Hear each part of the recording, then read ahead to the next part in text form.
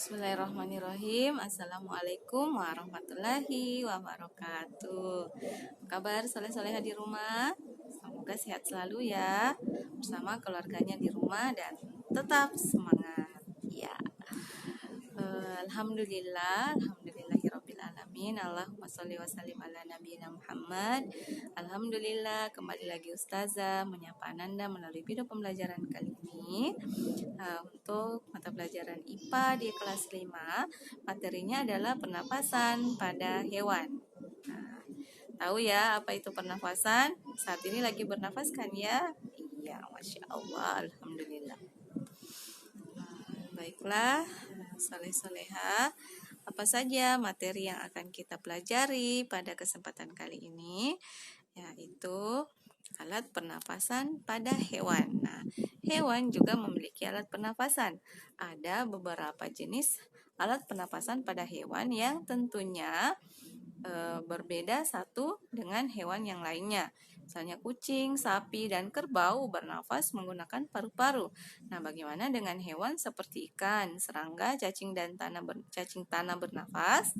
Mari kita cari tahu sama-sama. Oke.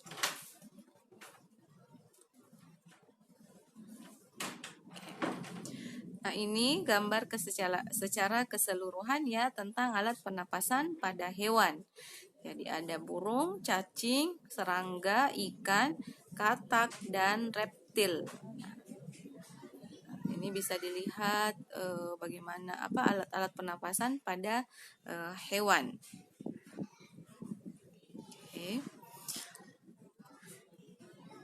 Selanjutnya, yang pertama kita bahas adalah bagaimana alat pernafasan pada burung. Nah, burung bernafas dengan paru-paru.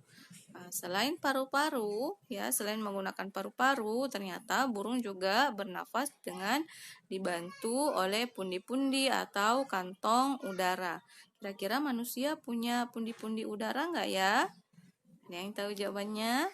Jawabannya adalah manusia tidak menggunakan pundi-pundi udara atau tidak memiliki pundi-pundi udara. Kenapa? Karena kan manusia hidupnya di darat, bukan di udara ya. Jadi di burung ini di burung memiliki pundi-pundi udara karena digunakan pada saat terbang burung bernafas dengan cara mengalirkan udara yang ada di dalam pundi-pundi udara melalui gerakan sayapnya. Dapat diperhatikan di gambar ada lubang hidung, kemudian ada trakea atau tenggorokan, kemudian ada paru-paru dan pundi-pundi udara. Itu merupakan saluran pernafasan pada burung. Selanjutnya adalah bagaimana pernafasan pada mamalia ya. Nah, pada hewan mamalia diberikan contoh di sini mamalia air. Nah, mamalia bernafas dengan menggunakan paru-paru. Contoh mamalia adalah manusia, kerbau, sapi, kambing, jerapah. Nah, itu semua bernafas dengan menggunakan paru-paru.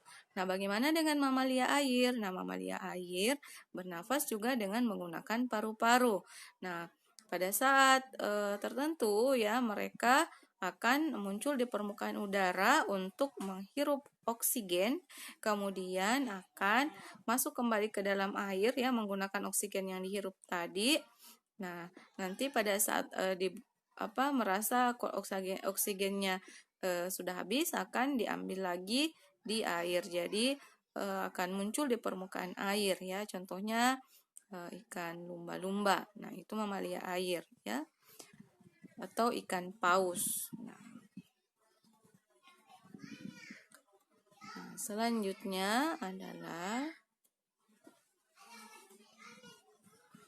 bagaimana pernafasan pada katak. Nah, katak atau amfibi. Nah, katak atau amfibi ini adalah hewan yang mampu hidup di dua tempat. Bisa hidup di dalam air dan juga bisa hidup di dalam hidup di darat. Nah, pada saat dia berada di dalam air ya, atau pada saat tahapannya masih kecebong, maka bernafas dengan menggunakan insang. Nah, ketika kataknya sudah dewasa, maka alat pernafasannya adalah menggunakan paru-paru. Nah, katak ini juga bisa bernafas dengan menggunakan kulit ya. Pernafasan dengan menggunakan kulit. Yang selanjutnya adalah bagaimana pernafasan pada ikan. Nah, ikan bernafas dengan menggunakan insang.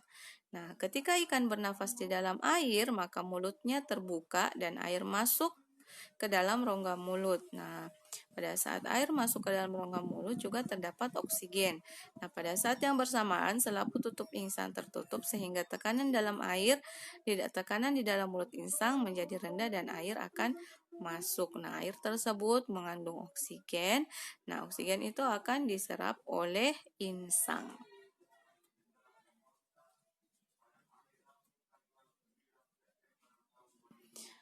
Nah, yang selanjutnya adalah bagaimana cacing tanah bernafas. Nah, cacing tanah hidup di dalam tanah, juga bernafas ya, juga memerlukan oksigen. Cacing merupakan hewan yang tidak memiliki alat pernafasan khusus seperti halnya pada hewan lainnya. Jadi, cacing bernafas dengan menggunakan kulit atau permukaan kulitnya. Nah, kulit yang lembab ini selain mempermudah masuknya oksigen ke dalam tubuh, juga memudahkan keluarnya CO2 atau karbon dioksida yang merupakan sisa pernafasan, zat sisa pernafasan. Nah, cacing bernafas dengan menggunakan permukaan kulitnya. Hewan yang selanjutnya adalah serangga. Nah, di sini digambar diberikan contoh serangganya adalah belalang. Nah, untuk melakukan proses pernafasan, serangga menggunakan trakea sebagai alat pernafasannya. Nah, pada serangga, pernafasan dimulai dengan masuknya udara melalui stigma. Stigma itu merupakan lubang kecil ya di tubuhnya serangga untuk jalan masuknya udara. Kemudian udara tersebut dialirkan ke seluruh tubuh oleh trakea.